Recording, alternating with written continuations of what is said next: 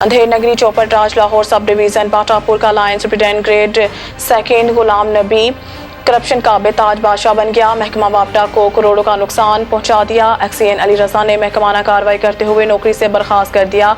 मजीद जानते हैं सैयद शहबाज से। जी शहबाज बताइएगा।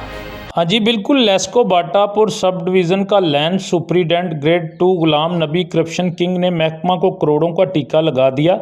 मनावा रामपुर थे वाली गली मुख्तलिफ स्कीमों में डायरेक्ट बिजली की सप्लाई और बोगस मीटर लगवाने के साथ साथ ट्रांसफार्मर भी चोरी करवाने में महारत रखता है।